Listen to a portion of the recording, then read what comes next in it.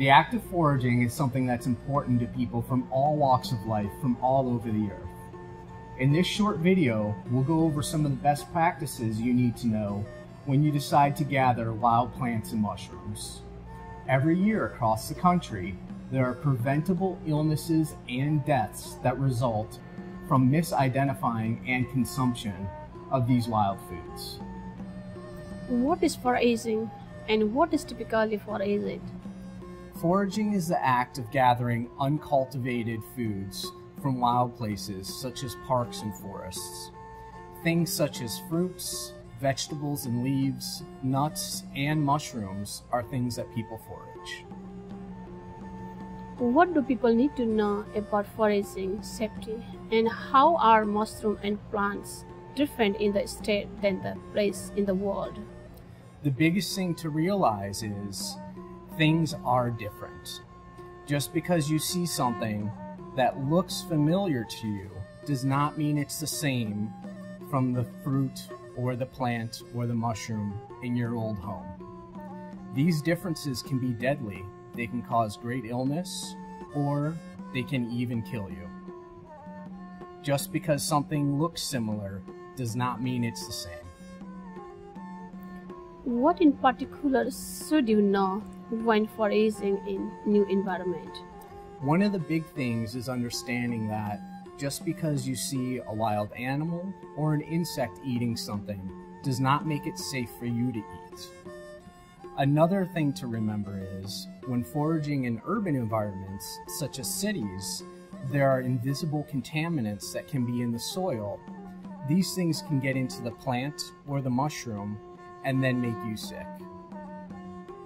What should you do if you think you or someone you know has eaten or encountered something poisonous after foraging? If you experience symptoms such as nausea or vomiting or diarrhea, you should seek out immediate medical attention. Also, if you develop a rash within 1 to 2 days of touching a wild plant, you should go and seek the help of a doctor. Always keep in mind that if you are with someone, such as a family member that has eaten wild foods, and they start acting as if they're intoxicated, you need to help them find a doctor. With some of these things, even a very small amount can cause severe illness or even kill you. Some of these wild mushrooms are toxic enough that the effects of poisoning can occur within minutes or even up to a week later. The most commonly confused mushroom for a safe one in the United States is the death cap mushroom.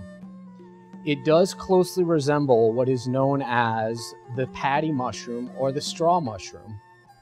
Both can have an egg or cup-shaped bottom to the mushroom. They have similar gills and very similar shades of either green or brown on the cap.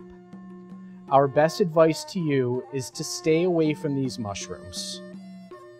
Another very common and deadly mushroom is known as the destroying angel.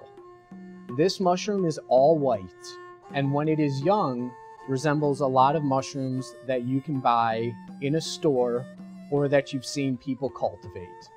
Please stay away from any mushroom that you find in the wild that is all white. The last mushroom that you should be aware of is called the deadly galerina. This is a small brown mushroom that grows on wood, and some people can mistake it for shiitake or other wood-growing mushrooms. This can severely sicken you, so please stay away from small brown mushrooms growing on wood. What are the legal issues that people need to know about? One of the biggest things is always checking with the landowner as to whether you can or cannot forage there.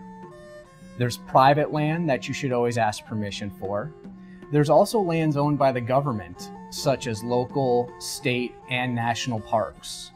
These places have their own rules and regulations that stipulate how you can or cannot gather wild foods. You need to remember that if you break these rules, you can be arrested, fined, or imprisoned.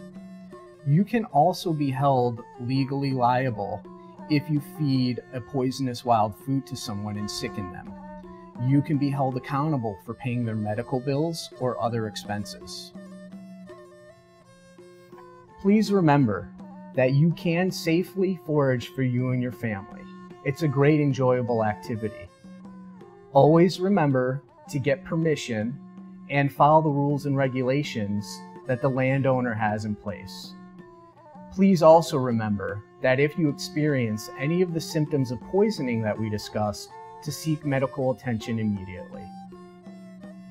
Thank you for watching and enjoy foraging.